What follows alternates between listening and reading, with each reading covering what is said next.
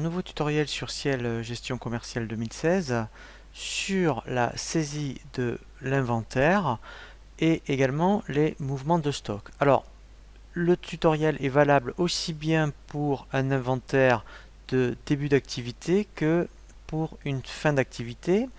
C'est-à-dire que si vous aviez déjà une antériorité au niveau de votre société et que vous passez sur Ciel Gestion Commerciale, donc vous avez soit importé vos articles, soit créé vos articles, mais il faut absolument que vous saisissiez vos quantités en stock.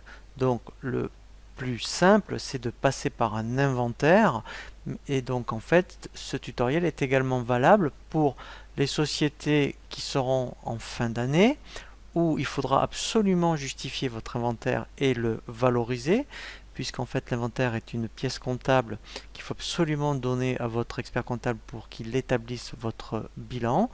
Donc en fait, ce tutoriel vous sera utile aussi bien pour les sociétés qui démarrent sur Ciel, gestion commerciale, ou en fait lorsque vous avez donc déjà démarré sur Ciel gestion commerciale et que vous allez bientôt donc clôturer votre année et donc justifier votre inventaire. Pour cela, en fait, on va dans le menu État et on va dans Inventaire des articles. Donc là, en fait, la première chose qu'on va faire, donc on suppose qu'on est en début d'activité, et il faut mettre les stocks à jour. Donc on va éditer un état où on va obtenir une colonne qui va s'appeler quantité physique, où on va directement aller avec cet état dans l'entrepôt ou dans les différents dépôts pour saisir les quantités réellement en stock. Et ensuite on va justifier les écarts. Donc là je vais faire aperçu. Voilà, et là vous voyez, je vais cocher affichage colonne quantité physique. Donc là quand je vais faire OK, voilà. Vous voyez ici, j'ai cette colonne qui va me permettre d'aller dans mon entrepôt et de saisir les quantités réelles. Donc là, par exemple, vous voyez, pour cet article, peut-être que j'en ai 73 au lieu de 74. Donc quand je vais checker toutes mes articles, donc après, donc je reviens sur Ciel Gestion Commerciale, et là, en fait, je vais commencer à mettre à jour mon inventaire. Donc pour cela, je vais maintenant dans le menu traitement et je vais dans régulation des stocks. Voilà.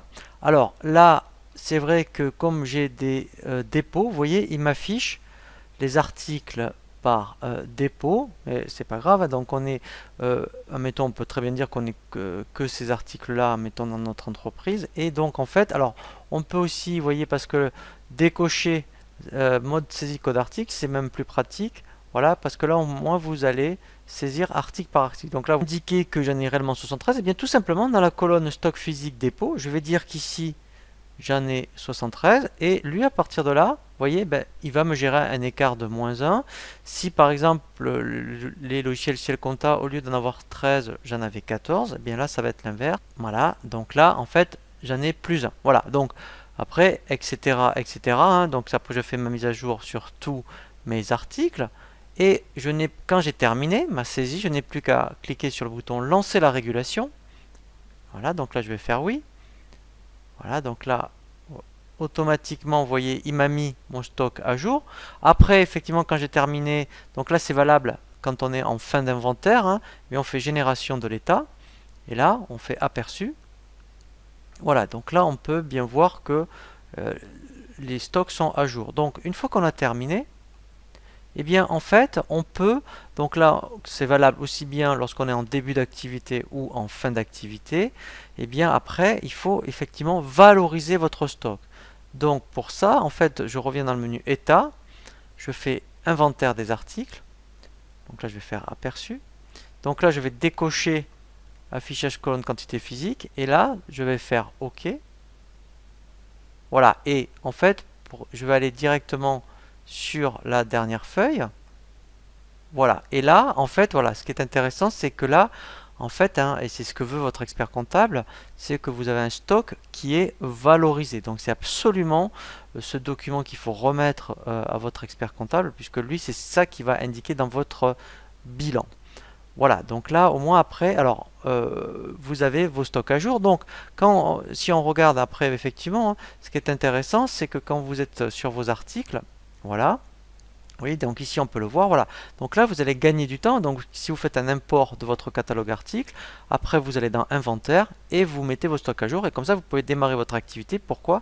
Parce que ici tous vos articles sont à jour au niveau du stock. Après, ce qui est intéressant, c'est qu'on peut faire ce qu'on appelle des mouvements de stock. Alors, exceptionnellement, ça peut arriver de faire des entrées et des sorties. Donc pour cela, je vais dans liste et mouvement de stock. Et là, pour un article, donc si je prends, mettons, voilà, le premier par exemple, eh bien, en fait, quand on va faire créer, voilà, donc pour voilà, le pack mini complet, donc ici, donc soit je justifie d'un bon d'entrée. Alors, en fait, pour justifier d'un bon d'entrée, si je mets plus un, en fait, ici, voilà, ben en fait, ça veut dire que je vais en rajouter un. Donc là, ça peut être un retour, par exemple. Donc, je vous conseille hein, de mettre un justificatif. Hein, donc, mettons retour, voilà. Et en plus, ce qui est intéressant, c'est que, voilà, hein, si on peut dire dans quel dépôt. Donc ça, si vous avez donc une gestion de multi-dépôts, donc d'où l'intérêt d'avoir créé des dépôts, voilà. Donc là, c'est mettons un bon d'entrée. Et après, pareil, si je veux faire maintenant un autre article, un bon de sortie, par exemple, voilà, donc je fais créer. Voilà.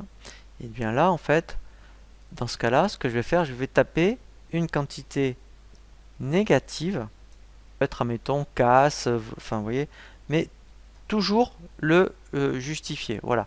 Comme ça, après, et bien, après, quand vous voudrez avoir un historique, vous voyez ici, vous voyez, donc là, j'ai bien l'historique pour cet article. Voilà, et au moins, ici, vous voyez, on voit bien pourquoi on a -1. Vous voyez, au moins, on sait que c'est par exemple pour une casse. Voilà, donc ça, c'est vraiment très très intéressant.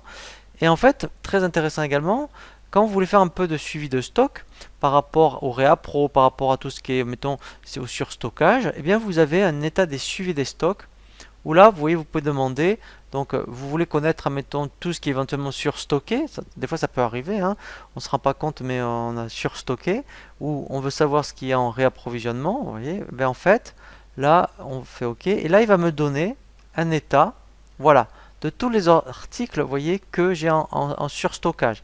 Au moins, ça va permettre eh bien, d'améliorer votre gestion de stock, voilà. Donc ça, c'est vraiment très très intéressant par rapport au suivi des stocks. Vous pouvez même faire la même chose pour les Réapro. Voilà. Et là, pareil. Donc ici, au moins, voilà. Donc là, voilà. Vous voyez, en fait, il faut ça. Voilà. Donc là, voilà. Là, il vous dira tous les articles. Alors, on va revenir hein, après sur un tutoriel spécifique au réapprovisionnement. Mais déjà, au moins, là, comme on est dans on aborde les stocks, eh bien, au niveau des états, ça vaut le coup, une fois par semaine, enfin, ou une fois par mois, de faire un état suivi des stocks, aussi bien tout ce qui est en surstockage et en réapprovisionnement.